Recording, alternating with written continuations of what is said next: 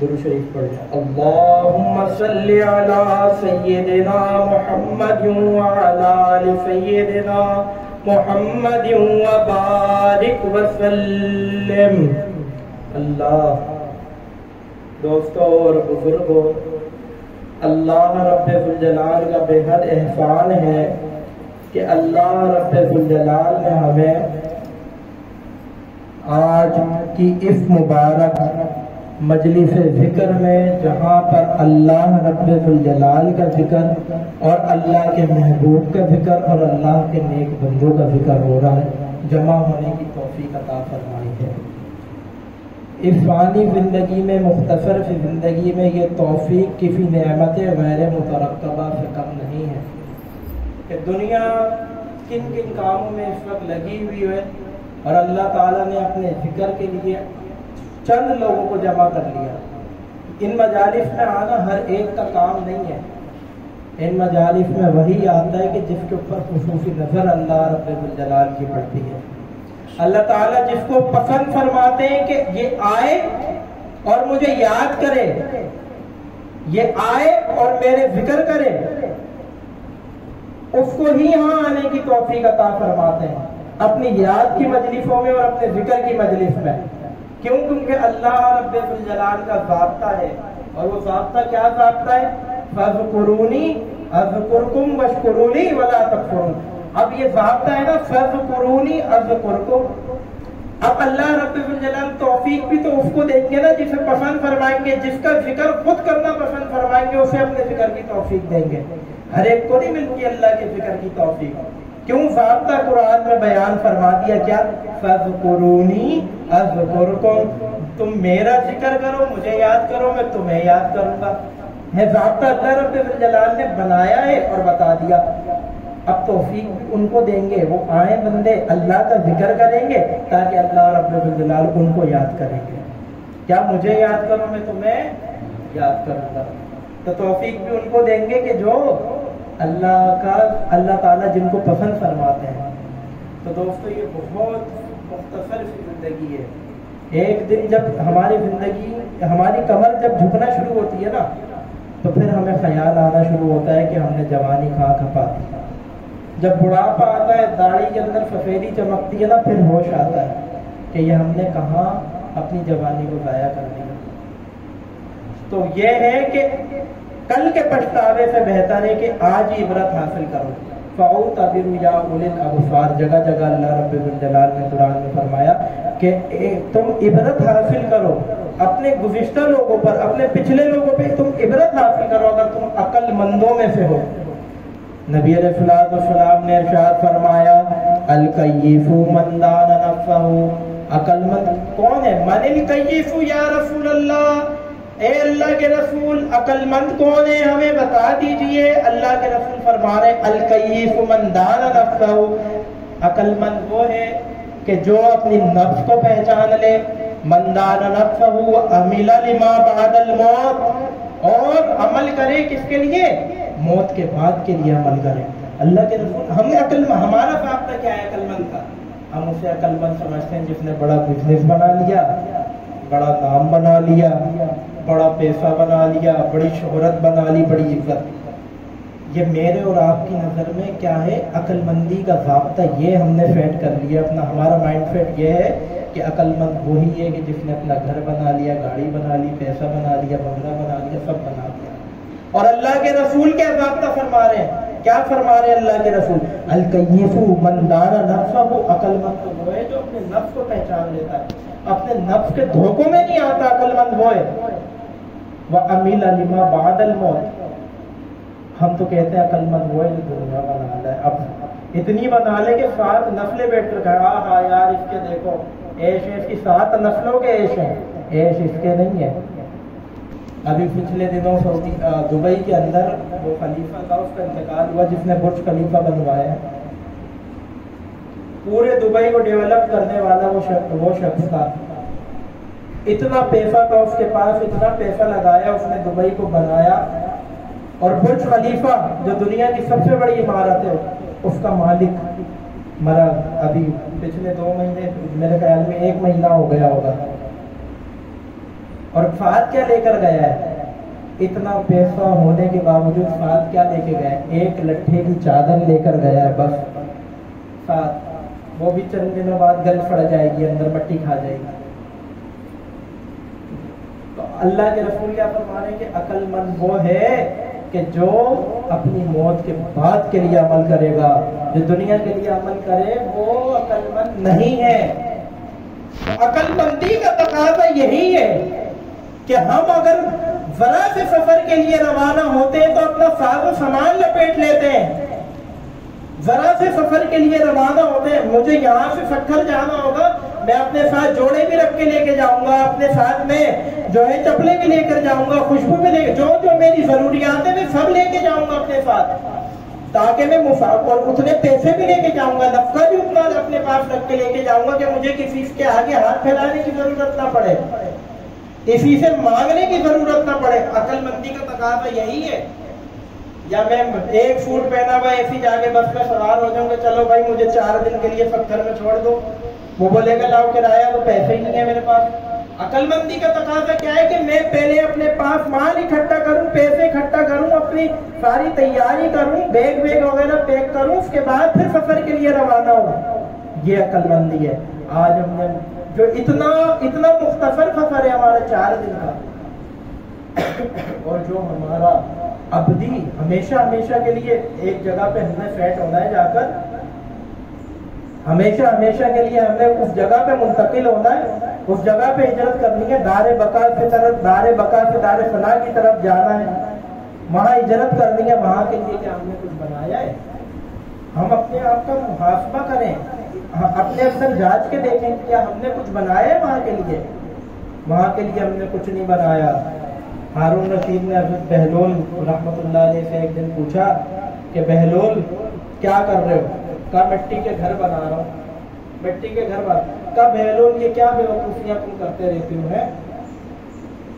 تو کہنے لگا کہ آئے دن بہلول رحمۃ اللہ علیہ کچھ نہ کچھ ایسا کام کرتے تھے، تو ہارون رشید نے کہا بہلول تمہیں نا بے وقوفی کا ایک سرٹیفکیٹ دے دینا چاہیے، تو تمہارے اوپر یہ پرچی میں لکھ دیا کہ بے وقوف، وہ دے دی بہلول دانا کو، لو بہلول دانا نے لے کے رکھ لی، بڑے سنبھال کے رکھا۔ ہارون رشید کا آخری وقت آیا، خلیفہ ہارون رشید 4 بر اعظموں پہ حکومت کرنے والے، 4 بر اعظموں پہ حکومت قائم تھی، اتنا بڑا بادشاہ، عباسی سلطنت کا جاہو حشم سب سے زیادہ خلیفہ ہارون رشید کے دور میں تھا، کہ سلطنت کی جڑیں چاروں اور پھیلا دی تھی انہوں نے، افریقہ تک فتح کر لیا انہوں نے، تیونس فتح کر لیا، یہ ایران کی پوری پٹی ان کا دارالخلافت تھی، بغداد میں ان کا دارالخلافت تھا، اور یہ سب کچھ یہاں بیٹھ کے وہ پورے عالم پہ حکومت کر رہے تھے۔ یہ جتنی دنیا ہے، بری دنیا، اس پہ آدھے سے زیادہ پہ ہارون رشید خلیفہ سے حکومت کر رہے تھے۔ لیکن جب آخری وقت آیا ہارون رشید کا، بہلول پہنچے، کہاں بہلول ہاں بھائی خلیفہ کہاں؟ کہا کہ آپ تو بڑے لمبے سفر کی تیاری ہے۔ کہا کچھ تیاری کی ہے، کچھ ساز و سامان اکٹھا کیا ہے، کچھ رکھا ہے، یا پہلے سے بادشاہ صاحب وہاں کوئی وفد بھیجا ہو جو تیاری کرے کہ بادشاہ آ رہا ہے؟ بادشاہ کی گردن جھک گئی، کوئی تیاری نہیں۔ کہنے لگے کہ پھر بادشاہ سلامت یہ بتاؤ کہ جب اس دن میں جا رہا تھا سفر پر بے ساز و سامان، تو آپ نے کہا بہلول تو ہے اتنا بے وقوف، آج جب آپ ہمیشہ کے لیے ایک سفر پہ جا رہے ہو اور اس دنیا سے منتقل ہو رہے ہو، آپ نے وہاں کے لیے کچھ نہیں بنایا؟ میں تو سمجھا تھا بادشاہ جا رہا ہے، کوئی محل وغیرہ بھیجا ہوگا، وہاں پہ بادشاہ نے خادمین بھیجے ہوں گے کہ بادشاہ جائے۔ تو کہا بادشاہ سلامت، برا نہ مانیے گا، یہ بے وقوف کی پرچی پھر میرے اوپر جچتی نہیں ہے، یہ آپ کے اوپر جچتی ہے، کہ دنیا میں مختصر سے سفر کرنے کے لیے آپ ساز و سامان اکٹھا کرتے تھے، لیکن آج جب آپ ہمیشہ کے لیے سفر پر روانہ ہو رہے ہیں تو آپ نے کوئی ساز و سامان اکٹھا نہیں کیا ہوا۔ تو اب بتا دیجئے میں بے وقوف ہوں یا آپ بے وقوف ہیں؟ تو اللہ کے رسول ضابطہ بتا رہے، الکیف من دان نفسہ وعمل لما بعد الموت، عقل مند وہ ہے کہ جس نے اپنے نفس کو پہچان لیا اور اپنی موت کے بعد کے لیے عمل کیے، موت کے بعد کے لیے عمل کرتا۔ یہ دنیا فانی ہے، ختم ہو جائے گی ایک دن، کسی نے نہیں بچنا. بچپن سے ہم دیکھتے چلے آ رہے تھے. آپ نے دیکھا اپنے دادا دادی کو, نانا نانی کو دیکھا ہے؟ ان کو دیکھ کہاں چلے گئے؟ بعض تو ایسے بیٹھے کہ جن کے والد بھی نہیں ہیں, دادا بھی نہیں ہے. تو کہاں ہے وہ باپ دادا کے جن کی نشانیاں آج یہاں بیٹھی ہیں؟ کیا کسی نے اپنے باپ کو روک لیا؟ مرتے ہوئے باپ کو کسی نے کوئی بچا سکا ہے آج تک؟ کیا کسی نے اپنے دادا کو روک لیا؟ ہمارے خاندانی نسبت کس کی طرف ہے؟ ہمارے باپ کی طرف ہے اور ہمارے دادا کی طرف ہے, ہمارے پردادا کی طرف ہے. تو یہ بتاؤ جب نسبتیں ان کی طرف ہیں وہ کدھر ہے؟ کدھر ہے؟ کیا آپ اپنے پردادا کو جانتے ہو؟ پردادا کو پتہ ہی نہیں قبر کدھر ہے پردادا کی. کبھی حاضری دیجیے پردادا کی قبر پہ جا کے. نہیں پتا, کسی کو کچھ نہیں پتا. کیوں نہیں پتا؟ کہ ایک ایک آ رہے اور ایک ایک جا رہی ہے. وہ جو گزر گیا نا وہ لوٹ کے واپس نہیں آنا. مٹی کے اندر باپ دادے بھی ہمارے مٹی میں مل گئے. ایک وقت آئے گا کہ ہم بھی یہاں, میری جگہ کوئی اور بیٹھا ہوگا اور ہم بھی ایک تاریخ کا حصہ بنے گا کہ یار وہ تو پتہ نہیں جانتے بھی ہو لوگ, ہمیں نہ جانتے ہو. تو ہم نے وہاں کے لیے کچھ تیاری کی ہے. یہ مجالس فکر جو ہے نا, اس کا نفع نظر آئے گا وہاں پہ. نبی علیہ السلام نے ارشاد فرمایا لا تقوم الساعة حتى يقال في الارض اللہ اللہ اللہ اللہ. قیامت اس وقت تک قائم نہیں ہو سکتی, اس وقت تک قیامت قائم نہیں ہو سکتی جس وقت تک زمین پر کوئی ایک بھی اللہ اللہ کرنے والا موجود ہے. ایک بھی ذاکر جس وقت تک زمین کے اوپر موجود ہے قیامت قائم نہیں ہوگی.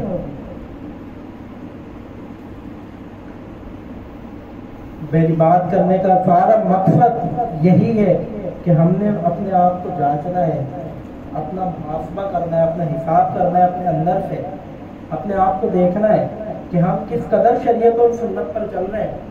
نام لے رہے ہیں.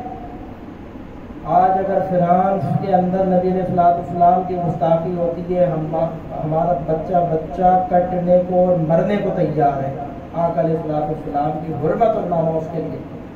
لیکن کیا ہمارے بچے کے اندر اتنا شعور ہم پیدا کر چکے ہیں کہ آقا علیہ السلام کی ایک ایک سنت کی کتنی قیمت ہے؟ ایک آدمی کھڑے ہو کر پانی پیتا ہے اور ایک آدمی بیٹھ کر 3 سانسوں میں بسم اللہ والحمد للہ پڑھ کے پانی پیتا ہے. کتنا فرق ہے اس کے اندر. دیکھو, جس چیز کی اگر ہم عاشق رسول ہیں نا تو ہمارا کردار بھی عاشق والا ہونا چاہیے.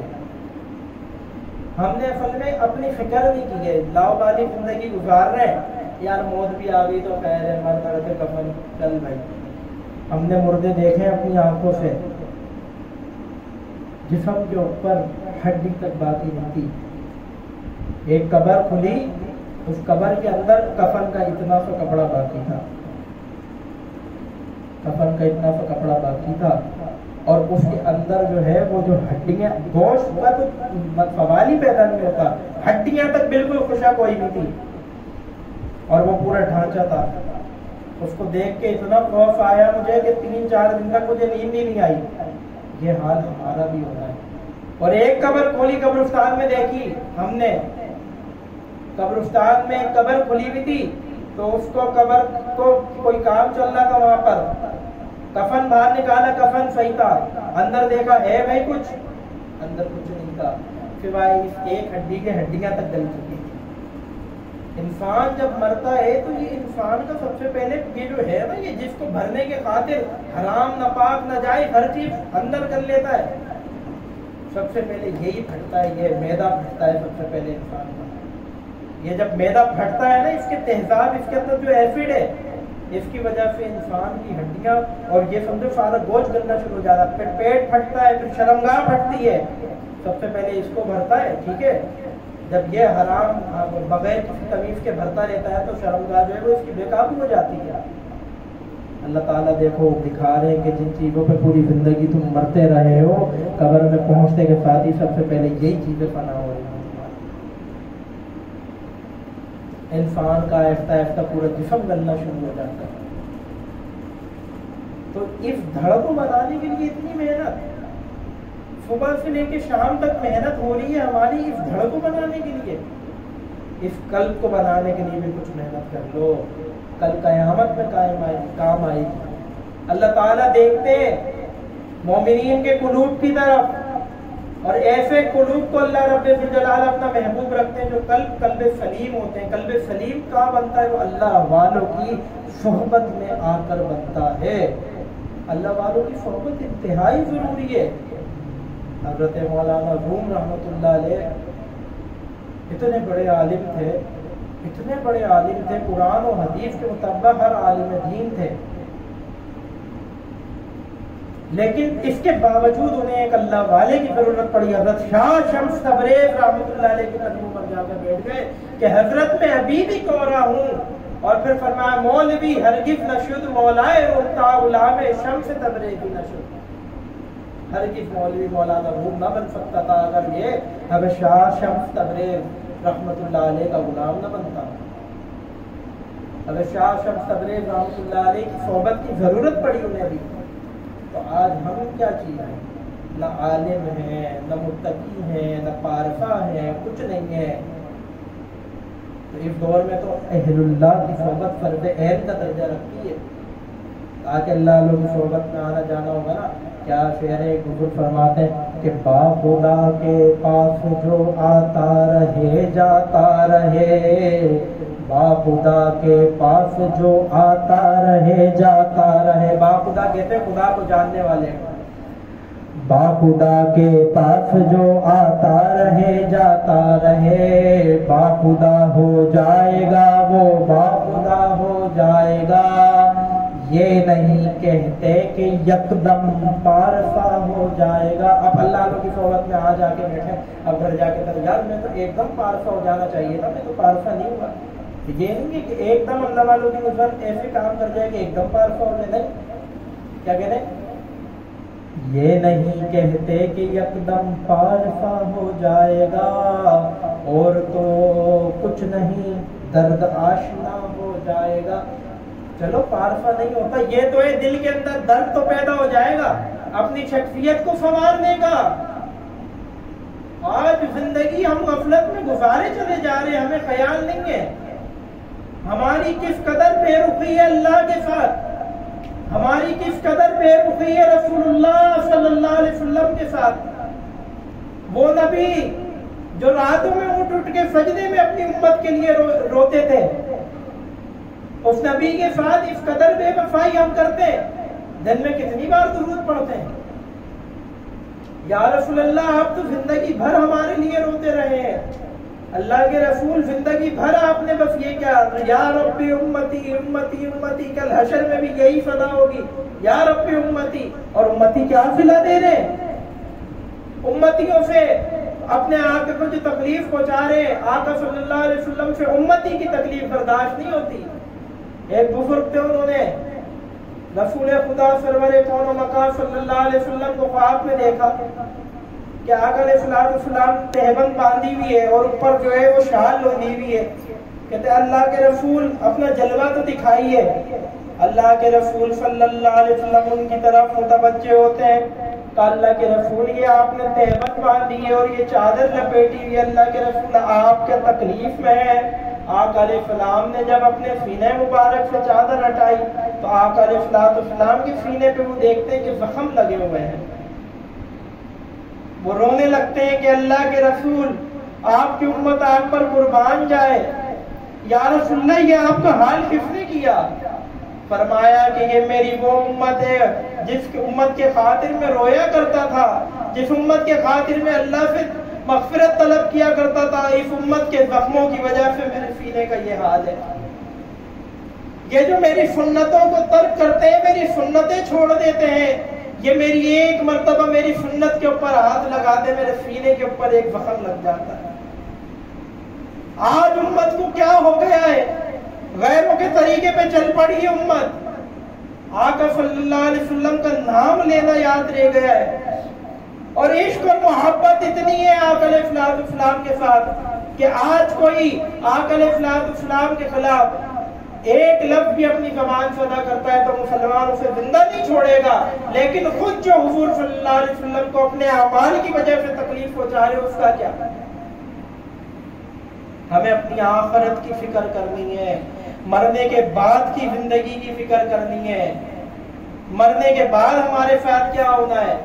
بعض ایسے شاخ گزرے کہ ان کی قبریں جب کھولی گئی 100 سالوں کے بعد تو وہ قبر میں صحیح سلامت تھے۔ ایسے اعمال کرنے کہ ہمارے اس جسم کو مٹی ہاتھ نہ لگائے، ایسے عمال کرنے کہ اللہ راضی ہو جائے، اللہ کے رسول راضی ہو جائے۔ اور وہ کس طرح سے ممکن ہے کہ کسی جاننے والے کی صحبت میں جو اللہ کے رسول کا عاشق ہو، اللہ کا عارف ہو، صحبت میں جا کر بیٹھے۔ صحبت ازحد ضروری ہے۔ کیوں؟ نبی علیہ السلام نے ارشاد فرمایا المرء علی دینی خلیلی، آدمی اپنے دوست کے دین پر ہوتا ہے۔ اچھے دوست بناؤ گے کل کام آئیں گے، برے دوست بناؤ گے تو کل پچھتاؤ گے۔ یا لیتنی لم اتخذ فلانا خلیلا، قرآن کریم ارشاد کرتا ہے، قرآن کریم کہ کل قیامت کے دن کچھ ایسے بھی لوگ ہوں گے جو پچھتا رہے ہوں گے اپنی دوستی کے اوپر اور کہہ رہے ہوں گے یا لیتنی، ایک کاش لم اتخذ فلانا خلیلا، ایک کاش کہ میں اس فلانے کو اپنا دوست نہ بناتا۔ کیوں نہ بناتا؟ کہ آج اس کی وجہ سے میں جہنم کے دروازے پر آ کر کھڑا ہو گیا ہوں۔ دوست تو دعائی دے رہا ہوگا، ہائے کاش میں اس کو دوست نہ بناتا۔ اور کیا جو فرمایا المرء علی دین خلیلی، کہ آدمی اپنے دوست کے دین پہ ہوتا ہے۔ اب جیسی صحبت ہوتی ہے نا بندے کی ویسی بندہ بن جاتا ہے۔ تو ہمیں چاہیے کہ ہم اللہ والوں کی صحبت تلاش کریں، نیک مجالس تلاش کریں، نیک لوگوں کی صحبت تلاش کریں اور جڑ جائیں، نتھی ہو جائیں ان کے ساتھ۔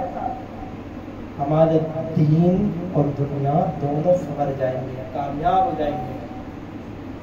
تو یہ اللہ کا ذکر کوئی معمولی چیز نہیں ہے۔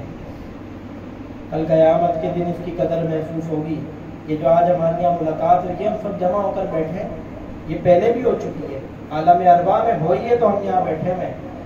اگر عالم ارواح میں نہ ہوتی ہماری ملاقات تو ہم دنیا میں بھی نہ ملتے۔